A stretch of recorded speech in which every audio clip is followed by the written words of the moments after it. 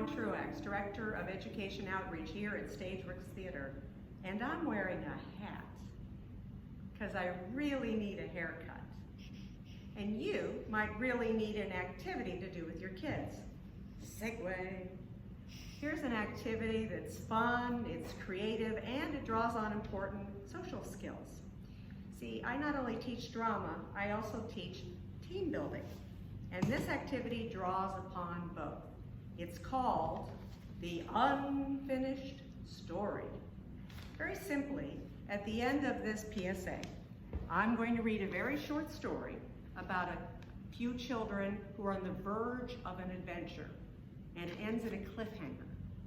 So it will be up to you and your team to brainstorm how that adventure goes and put an ending on it. And then to figure out how you can create a dramatic presentation that tells the story of that adventure.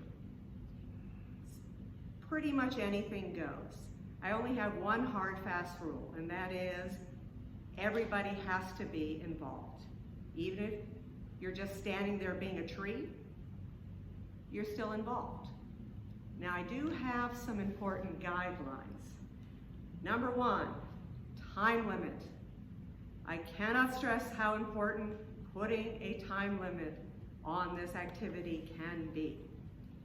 Generally, the more time people have, the more time they have to vacillate, get in disagreements, get frustrated with each other and the activity. So, 1 hour, nip that in the bud. 5 minutes to brainstorm an ending, another 5 minutes to figure out who's going to do what, and then it's time to rehearse. Half hour, 45 minutes, get them on their feet as soon as you possibly can. The more time they sit around talking, the less productive they generally are. And then when you've got it all put together, do a little run through, and when you're satisfied with your product, then maybe 5 minutes to run around the house looking for props and costumes. Again, I cannot stress the importance of leaving props and costumes to the very end. And then after about an hour, it's showtime, or at least dress rehearsal. If you need more time, fine, there is no stopwatch police here, but in general, more time equal more trouble. Guideline number 2. Before you even start, come up with some strategies for dealing with disagreement. Keep it simple. Flip a coin, rock, scissors, paper, take a vote, take turns.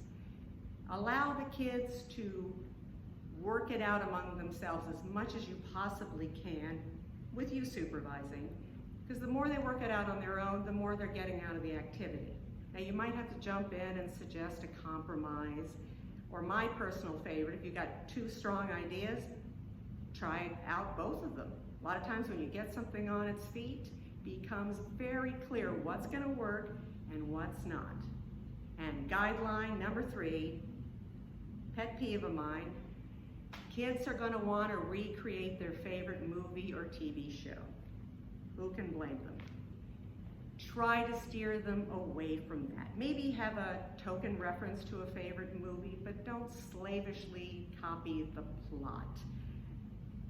If they love the Avengers movie, maybe have one Avenger, or better yet, create their own superhero with their own unusual superpower, rather than trying to do a remix of an entire Avengers movie. So, that's pretty much it. And pretty much anything goes. I've had ghost stories, I've had murder mysteries, I've had lots of science fiction stories. It's all good. If you want to change the names of the characters, their ages, their genders, add a character, take a character away, that is fine. As long as you're happy and your cast is happy with what you've created. And if you're really happy with what you created, I suggest that you video your dramatic presentation and then send it into Stageworks. You can email it to us at info@stageworkstheater.org. We'll take a look at them and post some good ones up on our Facebook page for everybody to see. All right? Okay. I'm about to read the story, so So get ready. Oh, and by the way, if you want to come up with your own story that needs finishing, that's fine. Just keep it simple. Put the onus on being creative on the kids. Okay, here we go.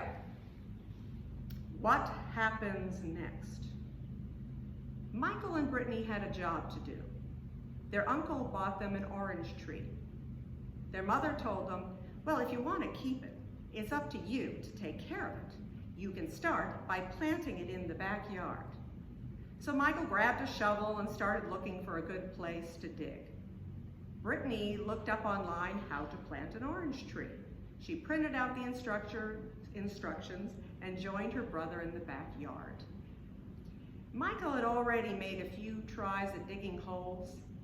Brittany, reading from the instruction sheet, told her brother that the hole needs to be at least as deep as the container and twice as wide. So, you're going to need to dig down at least 1.5 feet. Michael said, lots of tree roots back here. This isn't going to be easy. Brittany added, yeah, and the oak trees are going to soak up all the water anyway. Let's look for a better spot. So they wandered the backyard for another 20 minutes, poking the ground and looking for an easy place to dig.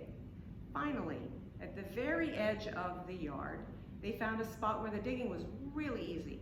Encouraged, Michael began digging away. Are you sure this is our yard here? Asked Brittany. I mean, it looks like it could be part of Old Man Sullivan's property. Last thing I want to do is make him angry. I'm not afraid of him, said Michael. Just then, Michael's shovel hit something solid, something made of metal. Michael started digging around the object and uncovered a square metal box. Don't touch it, Brittany warned. I'm gonna go get Mom. Michael watched his sister walk into the house and then turned back to the metal box and what happens next? So now it's your turn, and remember, videotape those skits and feel free to send them in to us here at Stageworks. Email them at info@stageworkstheater.org. We're dying to see what you come up with and look forward to posting some of them on our Facebook page.